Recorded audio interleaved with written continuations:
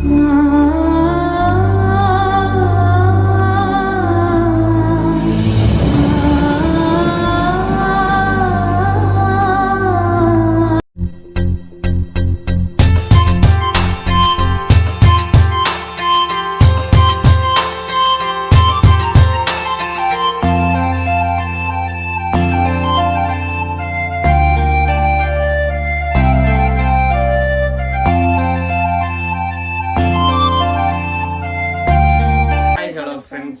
உங்கள் கார்த்தி சாரோ.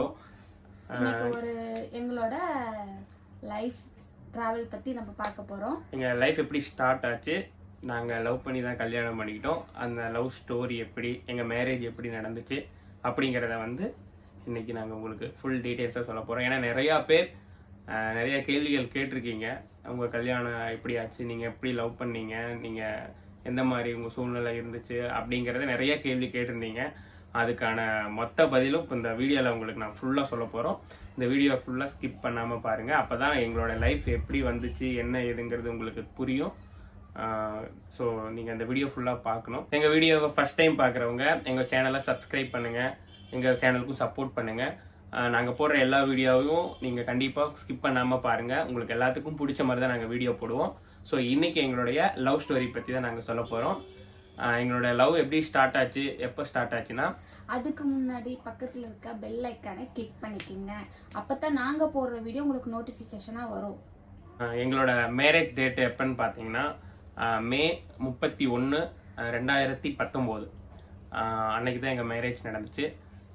அதுக்கு முன்னாடியே எங்களோட லவ் வந்து 6 மாசமா லவ் பண்ணிட்டு இருந்தோம். லவ்னா அங்க சுத்த இங்க சுத்த பார்க் போக அந்த மாதிரி கிடையாது. இவங்கள வந்து ஃபர்ஸ்ட் டைம் வந்து இவங்களோட ஃப்ரெண்டு எங்களுக்கு ரிலேட்டிவ், அவர் மூலமா தான் இவரு எங்களுக்கு தெரியும். அப்போ வந்து நாங்க அப்பா வீட்டுல இல்ல என்னன்னா இவங்க இந்த ஊர் தான், நானும் இதே ஊர் தான். ஆனா இவங்கள நான் பார்த்தது கிடையாது, என்ன இவங்க பார்த்தது கிடையாது. இவங்களோட ரிலேட்டிவ் வந்து என் ஃப்ரெண்டு. ஸோ அதன் மூலம் தான் வந்து எங்க 2 பேத்துக்குள்ள வந்து தெரிய வந்துச்சு. அதுக்கப்புறம் வந்து என்ன எப்படி தெரிய வந்துச்சுன்னா, அதுதான் மெயின். அதை கண்டிப்பா கேளுங்க. இவங்க வந்து ஒரு நீயே சொல்லிடுறது, எனக்கு வாயில சொல்றதுக்கே வரமாட்டேங்குது, என்ன நான் சொல்ல மாட்டேன். இவங்க சொல்லுவாங்க, அதுக்கு நான் உடனே கிராஸ்ல சொல்றேன். இதுல என்னன்னா, இது என்ன பாத்தீங்கன்னா, நான் வந்து ஒரு விடோவே சொல்லக்கூடாது, அது முடிஞ்சு போச்சு. அதனாலதான் நான் வாயில சொல்லல, இவங்கள சொல்ல சொன்னேன். அப்படி அவங்க கிடையாது. ஏன்னா நாங்க இப்ப வந்து என்னுடைய ஒய்ஃப் இவங்க அப்படிதான் இருந்தாங்க. அதனாலதான் அவங்களுக்கு பிடிச்சிருக்கு அப்படின்னு நான் சொல்லல. எனக்கு பார்த்தோன்னே பிடிச்சது, பேசலான்னு தோணுச்சு, பேசணும். அப்பதான் தெரிஞ்சது இவங்க வந்து அப்படி இருக்காங்க அப்படிங்கறதே எனக்கு தெரிய வந்தது. அதுக்காக வந்து அவங்க இப்படி இருக்கிறாங்க அப்படின்னு நான் வந்து எதுவுமே அதை பத்தி கேட்கல, அதை பத்தி எதுவுமே சொல்லல. அவங்களும் அதை பத்தி என்கிட்ட எதுவும் சொல்லல. சரி ஓகே, எனக்கு வந்து உங்களை பிடிச்சிருக்குன்னு நான் சொல்லிட்டேன். அவங்களுக்கும் வந்து டைம் கொடுத்தோம்.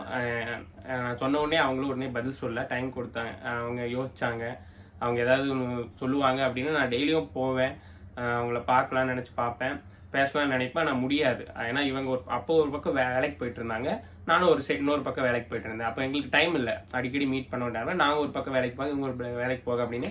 ஸோ நைட்டு ஈவினிங் டைம் வந்ததுன்னா ஒரு 7-8 மணிக்கு ஏதோ டைம்ல ஏதோ ஒரு நாள் 2 நாள் தான் நாங்கள் மீட் பண்ற மாதிரி இருந்துச்சு. ஏன்னா இவங்க வீட்டுக்கு போற நேரத்தில். அதனால நாங்கள் அடிக்கடி எங்கேயுமே மீட் பண்ணல. ஸோ ஃபோனில் தான் அதிகமாக பேசினது, பழகினது எல்லாமே. எங்களுக்கு பிடிச்சிருச்சு. சரி நாங்கள் கல்யாணமே பண்ணிக்கலாம், நம்ம அப்படி லவ் பண்ணிட்டு இருக்கக்கூடாது. ஏன்னா எங்களுக்கு எத்தனையோ பேர் லவ் பண்ணி எப்படியோ கல்யாணம் பண்ணியிருக்காங்க. அந்த லவ் வேற, அந்த கல்யாணம் வேற. எங்க லவ் வந்து உங்களுக்கு தெரியும், நான் சொல்லிட்டேன், இந்த மாதிரி இருக்கு. அப்ப என்ன ஆகுனா, நான் பேசினா வந்து சும்மா பேசுறான், அதாவது எதுக்கோ ஒரு காரணத்துக்காக பேசுறான் அப்படின்னு எல்லாரும் நினைப்பாங்க. இவங்க நினைக்கிறாங்களோ இல்லையோ, இவங்க சுத்தி இருக்கிறவங்க யாரானாலும் நினைப்பாங்கன்னு நான் நினைச்சேன். எல்லாரும் பசங்க பேசுற மாதிரி பேசுவாங்க அப்படின்னு சொல்லிதான் நான் நினைச்சேன். ஆனா வந்து இந்த அளவுக்கு வந்து நிக்கும்ல நான் நினைக்கவே இல்லை. நான் வந்து எதிர்பார்க்காத ஒரு விஷயம் அப்படிங்கிறது என்னோட லைஃப்ல பாத்தீங்கன்னா இது ஒண்ணு மட்டும்தான் என்னோட வாழ்க்கையில பாத்தீங்கன்னா எதிர்பாராம நடந்த விஷயமே இது. பேசுவோம், ஆனா வெளியில எங்கேயும் போனது கிடையாது.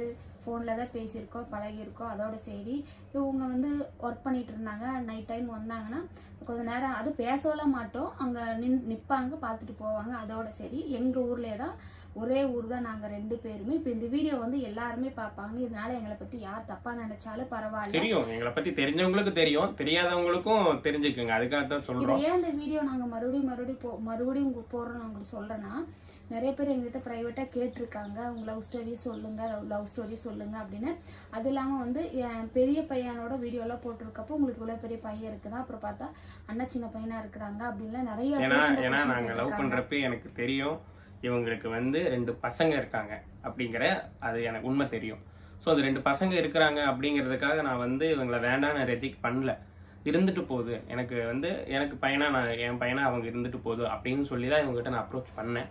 ஸோ இவங்க அதை யோசிச்சாங்க, இப்படிலாம் சொல்கிறா அது நம்பலாமா வேண்டாமான்னு யோசிச்சு அவங்க ஒரு நல்ல முடிவாக எடுத்து, இல்லை என் மேலே ஒரு நம்பிக்கை இருந்துச்சு அவங்களுக்கு. ஸோ அதனால வந்து அவங்க அக்செப்ட் பண்ணிட்டாங்க. அதே மாதிரி நானும் பையன் இருக்கிறது தெரிஞ்சுதான் லவ் பண்ணேன். அதே மாதிரி கல்யாணம் அதே மாதிரி எதிர்பார்க்கல. அது கல்யாணம் நடக்குமா அப்படின்னு போயிட்டு தான் இருந்துச்சு. ஆனால் திடீர்னு ஒரு நாள் வந்து எப்படி எங்களுக்குள்ள ஃபிக்ஸ் ஆச்சுன்னு தெரியல. அந்த டேட்டில் வந்து நாங்கள் ஒரு பக்கம் போகலாம் அப்படின்னு முடிவு பண்ணியிருந்தோம். ஆனா அங்க போனதுக்கு அப்புறம் தான் வந்து அதுக்குள்ள கல்யாணத்துக்கு போயில அதுக்கு முன்னாடி வீட்டுல என்னென்ன பிரச்சனை நடந்ததுல அதெல்லாம் சொல்லக்கூடாது. இல்ல அது நடந்தது தெரியும். அதை எதுக்கு நம்ம வந்து உங்களுக்கு கல்யாணத்தை பத்தி சொல்றேன். ஏன்னா இவங்க வீட்டுல நிறைய பிரச்சனை நடந்துச்சு. யாரு வீட்லயும் இருக்கிற பிரச்சனைமா, இந்த பையன் கூட்டிட்டு போய் பாத்துக்குவானா, உன்னை வச்சுட்டு குழந்தைகளை 2 பேர் ரோட்ல விட்டுருவான் அப்படிங்கறது வந்து பெண்ணை பார்த்தவங்க வீட்டுல எல்லார் வீட்லயும் கண்டிப்பா யோசிக்கணும். ஒரு வயசு பிள்ளை கல்யாணம் பண்ணி கொடுத்தாலும் அவ்வளவு யோசிக்கிறாங்க. நான் 2 குழந்தைய இருக்கிறப்ப கண்டிப்பா யோசிக்கிறேன். என்ன பெற்றவங்களும் அதே மாதிரிதான் யோசிச்சாங்க.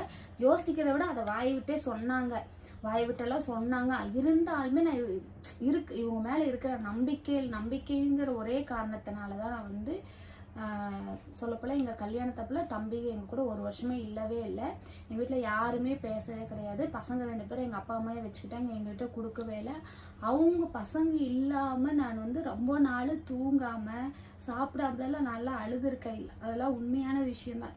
ஏன்னா வந்து குழந்தைங்க இல்லை அப்படிங்கிறப்போ வந்து அதோட ஃபீல் என்னங்கிறது உங்களுக்கே தெரியும். அதே மாதிரி நான் நிறைய டைம் ஃபீல் பண்ணியிருக்கேன். ஒர்க்குக்கு போனால் அந்த டைம் கொஞ்சம் வந்து அங்கே ஒர்க் பண்ணுறதுனால நைட்டில் வீட்டுக்கு வந்துட்டு அவங்க இல்லை அப்படிங்கிற வந்து ஒரு கவலை எனக்கு இருந்துகிட்டே இருந்துச்சு. 1 வருஷம் ரொம்ப கஷ்டப்பட்டேன் அதுல இருந்தெல்லாம் வெளியே வர்றதுக்குலாம். இது உண்மை சத்தியமான விஷயம். எனக்கு புரிஞ்சது. இவங்க வந்து இவங்க இப்படி இருக்காங்க, தம்பியை விட்டுட்டு வந்துட்டாங்க, நான் கூப்பிட்டு வந்துட்டேன் அப்படிங்கிறப்போ இவங்களோட ஃபீலிங் எனக்கு நல்லாவே புரிஞ்சுது. அதனாலதான் வந்து அவங்களுக்கு அந்த தம்பி நினைப்பு வந்து அதிகமா வராம நான் கூடவே இருந்துகிட்டு கொஞ்சம் நல்லா பேச இது பண்ணேன். நான் நல்லா பார்த்துக்குவோம். அவங்களுக்கு கொஞ்சம் சரி நம்ம பையன் அங்கதானே இருக்கான், நம்ம கண்ணு முன்னாடி தானே இருக்கான், அவன் நல்லா இருக்கான், என்னைக்கா இருந்தாலும் நம்ம கிட்ட வந்துருவான் அப்படின்னு கொஞ்சம் தைரியமா எங்களோட இருந்தாங்க. நாங்களும் அதே மாதிரி லைஃப் அதே மாதிரி ஸ்டார்ட் பண்ணி நம்ம பாட்டுக்கு நம்ம லைஃப் ஸ்டார்ட் பண்ணி போவோம், வேலைக்கு போவோம், சம்பாதிப்போம், என்னைக்கா இருந்தாலும் பசங்க வந்துருவாங்க அப்படின்னு நான் ஒரு நம்பிக்கையா சொல்லவும் அவங்களும் அதே நம்பிக்கையோட இருந்து நாங்கள் லைஃப்பை மூவ் பண்ணோம். மேரேஜ் ஆனதுக்கு அப்புறமும் சில பிரச்சனைகள், அதான் உங்களுக்கு ஏகப்பட்ட பிரச்சனை வந்துச்சு. போலீஸ் ஸ்டேஷன் போனோம், பிரிக்கலாம் அப்படின்னு சொல்லிட்டாங்க. ஏன்னா நான் என் வயசு கம்மி, அவங்க வயசு கொஞ்சம் எச்சு, ரொம்ப அதிகம்லாம் கிடையாது. என்னோட அவங்க 2 வயசு தான் அவங்க மூத்தவங்க. அதனால வந்து எனக்கு மேரேஜ் ஆகலை. ஸோ அந்த பையன் வந்து உன்னை ஏமாத்திடுவான், நீயே ஏமாந்து போயிடக்கூடாது, ஏற்கனவே உன்னோட லைஃப் உனக்கு ஒன்று கல்யாணம் ஆகி அவர் கணவர் முன்னாடி இருந்த கணவர் இறந்துட்டாரு, அதனால அந்த வாழ்க்கை உனக்கு போச்சு, 2வது வர வாழ்க்கை வந்து உனக்கு வந்து கண்டிப்பாக கெட்டு போயிடக்கூடாது அப்படின்னு அவங்க சைடில் பேரண்ட்ஸ் ஃபேமிலி சைடில் வந்து யோசிச்சாங்க. அதனால தான் எங்கள் கட்டாயப்படுத்தினாங்க, வேண்டாம்ப்பா இதெல்லாம் நல்லதுக்கு இல்லை, வேணாம் பிரிஞ்சுக்கலாம் அப்படின்லாம் சொன்னாங்க. ஆனால் நாங்கள் 2 பேரும் லவ் பண்ணது எதுக்கு, கல்யாணம் பண்ணிக்கணும்னு நினச்சோம், சேர்ந்து வாழணும்னு நினச்சோம். அதே மாதிரி நாங்கள் பிரிய மாட்டோம், நாங்கள் சேர்ந்து தான் வாழ்வோம் அப்படின்னு சொல்லி போலீஸ் ஸ்டேஷன்லையும் சரி எல்லா இடத்துலையும் சரி உறுதியாக இருந்து நாங்கள் பார்த்துக்க, எங்கள் லைஃப் எங்களுக்கு நாங்கள் பார்த்துக்குவோம், எங்களால் எந்த பிரச்சனையும் உங்களுக்கு வராது, உங்களால் எங்களுக்கு எந்த பிரச்சனையும் வர வேண்டாம், எங்கள் லைஃப் நம்ம பார்த்துக்கோன்னு சொல்லி நல்லா தைரியமாக நாங்கள் வெளியே வந்தோம். வெளியே வந்து எங்கள் வீட்டுக்கு தான் நாங்கள் ஃபர்ஸ்ட் வந்தோம். வந்துட்டு எங்கள் அம்மாட்ட சொல்ல, எங்கள் தாத்தாட்ட சொல்ல, ஒன்றும் சொல்லலை. ஏன்னா எனக்கு ரொம்ப சில ஒரே பையன். இவங்க வீட்டில் வந்து ஏற்றுக்கிட்டாங்க, ஆனால் உடனே ஏற்றுக்க கிடையாது. எங்கள் அத்தை கொஞ்சம் என்னன்னா, இவங்க வந்து வீட்டுக்கு ஒரே பையன், அப்பா இல்லை, அத்தை வந்து பயந்துக்கிட்டாங்க, பையனுக்கு ஏதாவது ஆயிருமோ, ஏதாவது பண்ணிடுவாங்களோ, ஒரே ஊருங்களா, அதனால அப்படின்னு நினைச்சு பயந்துட்டாங்க. இருந்தாலும் அவங்க கொஞ்சம் ஏத்துக்கிறதுக்கு கொஞ்சம் நாள் ஆச்சு. தாத்தா வந்து இவங்க தாத்தா இருந்தாங்க, இப்ப இல்லை இறந்துட்டாங்க. தாத்தா வந்து உடனே ஏத்துக்கிட்டாங்க. வீட்டுக்கு வந்தோடனே பிள்ளைக்கு என்ன வேணும், அது வேணும், இது வேணும், ஏதாவது வாங்கி கொடுங்க, அது எதுக்கு அப்போ வந்து ஒரே ட்ரெஸ் தான் இருக்கும். ஒரே ட்ரெஸ்ஸை தான் மாற்றிக்கிறதுக்கே துணியே இருக்காது. அப்படிதான் நான் வந்தேன். வீட்டிலேருந்து துணி எடுத்துட்டு எங்கள் வீட்டில் அதுக்கப்புறம் இருக்க ஒரு வருஷத்துக்கு மேலே, ஒரு வருஷம் ஃபுல்லாக ஆச்சு வீட்டில் பேச. அதுக்கப்புறம் தான் வீட்டில் இருக்க ட்ரெஸ்லாம் கொடுத்தாங்க. அதுக்கு முன்னாடி நான் ஒர்க்குக்கு போய் எல்லாம் கொஞ்சம் கொஞ்சம் ட்ரெஸ்ஸு வாங்கிட்டு அப்புறம் அத்தை எல்லாம் கொஞ்சம் காசு கொடுத்தாங்க. ட்ரெஸ்லாம் வாங்கி வச்சுட்டு எல்லாம் பண்ணிட்டு. ஏன்னா எங்கள் வீட்டில் பார்த்தீங்கன்னா அம்மாயி, அப்ச்சி, எங்கள் அம்மா, நாங்கள் 4 பேர் தான். ஸோ 4 பேர் இருக்கிறப்போ திடீர்னு புதுசாக ஒரு பொண்ணு கல்யாணம் பண்ணிட்டு வரப்போ அந்த எதுவுமே இருக்காது அல்லவா, 1 by 1 தானே வாங்கணும். அதனால நாங்கள் வேலைக்கு போக அதில் சம்பாதிக்கும், அதில் கொஞ்சம் கொஞ்சமாக காசு வச்சு நாங்கள் எங்களுக்கு தேவையானது எல்லாமே நாங்கள் அதுக்கப்புறம் தான் வாங்கிட்டோம். வாங்கிட்டு அதுக்கப்புறம் அப்படியே லைஃப் கொஞ்சம் அப்படியே போச்சு. கொஞ்சம் ஸ்லோவாக போகிற மாதிரி தான் இருந்துச்சு. ஆனால் வேலைக்கு போனால் தானே நிறையா சம்பாதிக்க முடியும், சேர்த்து வைக்க முடியும், நம்ம பசங்களை கூப்பிட்டு வர முடியும், எல்லாத்தையும் நம்ம பார்த்தாகணும். நம்ம ரிலேட்டிவ், அவங்க ரிலேட்டிவ், எல்லா ரிலேட்டிவ் வந்து பார்க்க பிடிக்க பேசணும் அப்படின்ட்டு அப்படியே கொஞ்சம் மூவ் ஆச்சு. ஆனால் நாங்கள் அதை பற்றி யோசித்தோம். இவங்க என்னைக்காவது ஒரு நாள் எங்ககிட்ட பேசுவாங்க, நாங்களும் அவங்ககிட்ட பேசுவோம் அப்படின்னு நாங்கள் நினச்சிருக்கோம். ஆனால் நாங்கள் எதிர்பார்க்கல அவங்க வந்து பேசுவாங்க, நாங்கள் வந்து அவங்ககிட்ட பேசணும் அவங்களும் எதிர்பார்க்கல. அப்புறமா வாழ்ந்துக்கலான்னு இப்ப நினைச்சீங்க, எப்பவுமே வாழ முடியாது. இப்ப வாழ்றதான் வாழ்க்கை, அப்புறம்லாம் ஒரு வாழ்க்கையெல்லாம் வராது. அதை பத்தி நமக்கு தெரியவும் முடியாது. நமக்கு கடவுள் தாம் படைச்ச ஒவ்வொரு மனுஷனையும் தானே கூட இருந்து கவனிச்சிக்க முடியாதுங்கிறதுக்காகத்தான் தனக்கு பதிலா தாயை படைச்சான். அந்த தாயும் மகனோட கடைசி காலம் வரைக்கும் கூட வர முடியாதுங்கிறதுக்காகத்தான் மனைவியை படைச்சான். என்னை பொறுத்த வரைக்கும் தாயும் தெய்வம் தான், பஞ்சாதியும் தெய்வம் தான்.